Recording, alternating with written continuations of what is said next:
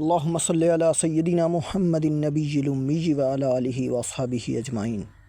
آج کی ویڈیو میں ہم نبی کریم صلی اللہ علیہ وسلم کی حیات مبارکہ کے ان پہلوؤں پر نظر ڈالیں گے جو صرف تاریخ نہیں بلکہ ہمارے لیے ہدایت، شعور اور عمل کا راستہ ہیں۔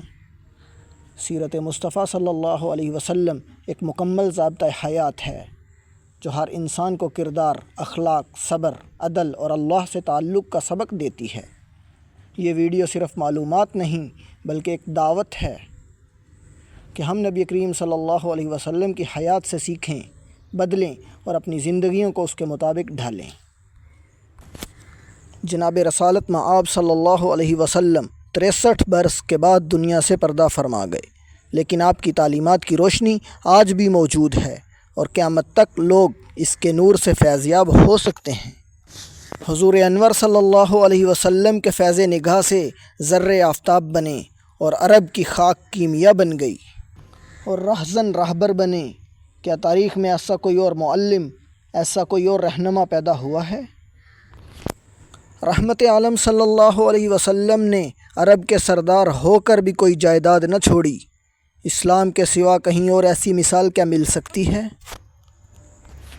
نبی کریم صلی اللہ علیہ وسلم کو زبانی اور جسمانی تکلیفیں دی گئیں، پتھر مارے گئے، قتل کی کوشش کی گئی، وطن سے نکلنے پر مجبور کیا گیا، مگر جب اللہ رب العزت نے آپ کو غلبہ اور اقتدار عطا کیا اور مکہ میں آپ فاتحانہ داخل ہوئے تو آپ نے مثالی رحم و کرم کا معاملہ کیا، بدترین دشمنوں کو بھی معاف کر دیا۔ کیا امت محمدیہ کی تاریخ کے سوا ایسی مثال کہیں ملے گی؟ اور کیا ہم کافر دشمنوں کو نہیں، اپنے کلمہ گو مخالفین سے بھی ایسی نرمی کا سلوک کرنے کے لیے تیار ہیں؟ اگر نہیں تو ہم کس منہ سے اس ہادی عالم صلی اللہ علیہ وسلم کے پیروکار کہلاتے ہیں؟ وہ افراد جو رحمت دو عالم صلی اللہ علیہ وسلم کی آواز پر سب سے پہلے جمع ہوئے اور السابقون الاولون کہلائے، ان میں حضرت ابوبکر صدیق، سیدنا عمر فاروق، سیدنا عثمان غنی، سیدنا علی المرتضیٰ رضی اللہ عنہم جیسے معزز افراد شامل تھے۔ وہاں یمن سے آئے ہوئے ایک غریب خاندان کے عمار بن یاسر، حبشہ کے سیاہ فام بلال اور غلام بن کر بکنے والے صہیب رومی رضی اللہ عنہم جیسے مسکین لوگ بھی تھے۔ ہر طبقے کے لوگ اس چشمہ فیض سے سیراب ہوئے۔ تو کیا ہم بھی دین کی دعوت تمام طبقات کے لیے عام کرنے کا جذبہ رکھتے ہیں؟ جناب رسول اللہ صلی اللہ علیہ وسلم نے بندوں کا ٹوٹا ہوا رشتہ اللہ سے جوڑ دیا۔ آج ہم حضور صلی اللہ علیہ وسلم کے امتی ہو کر بھی اس رشتے کو کیوں توڑے ہوئے ہیں؟ حضور صلی اللہ علیہ وسلم نے عمر بھر قربانیاں دیں اور اپنی امت کو عالمگیر فتح دلوا کر امن اور عدالت کی بادشاہت قائم کی۔ تو آج ہم جبر و استبداد کے جھوٹے خداؤں کے آگے سرنگوں کیوں ہیں؟ تو سوال ہے کہ حضور اکرم صلی اللہ علیہ وسلم نے ہمیں جو کچھ دیا تھا، کہ آج ہم اپنی بداعمالیوں کے سبب وہ سب کچھ کھو نہیں بیٹھے؟ اور اگر ایسا ہے تو اسے واپس پانے کی فکر کیوں نہیں؟ کیا ہماری گمراہانہ زندگی اور ہمارے سیاہ کرتوتوں سے اس محسن انسانیت کی عزت پر حرف نہیں آ رہا؟ ہم اپنی زندگیوں کو کب بدلیں گے؟ ہماری دینی حالت اس قدر گری ہوئی کیوں ہے؟ ہم حضور اقدس صلی اللہ علیہ وسلم کی لائی ہوئی شریعت سے ایسے بے پرواہ کیوں ہیں؟ ہم نماز کے عادی کیوں نہیں؟ ہم زکوٰۃ، صدقہ، خیرات میں بخل کیوں کرتے ہیں؟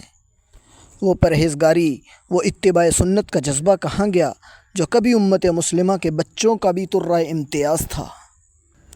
ہم حلال اور حرام میں فرق کیوں نہیں کرتے؟ شبہ کی چیزوں سے کیوں نہیں بچتے؟ ہماری زندگی حضور اقدس صلی اللہ علیہ وسلم کے سچے جانثاروں یعنی صحابہ کرام کی زندگیوں سے ملتی جلتی کیوں نہیں؟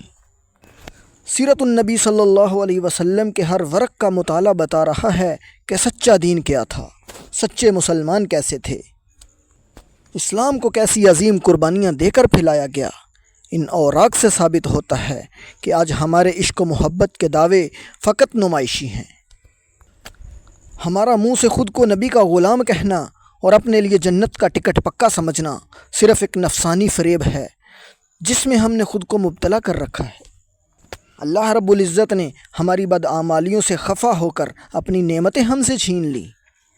ہم آزاد سے غلام مالک سے مملوک اور خوشحال سے بدحال بن چکے ہیں۔ ارشاد نبوی صلی اللہ علیہ وسلم تھا کہ ایک مسلمان کے ناحق مارے جانے کے مقابلے میں اللہ کے نزدیک تمام دنیا کا مٹ جانا زیادہ آسان ہے۔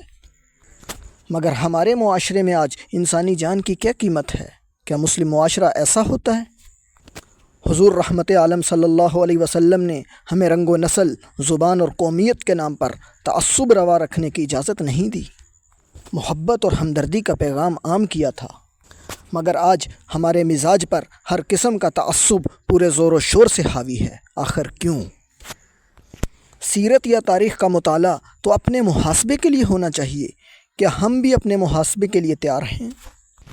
ہادی برحق صلی اللہ علیہ وسلم کی زندگی قیامت تک آنے والے انسانوں کے لیے مشعل راہ ہے۔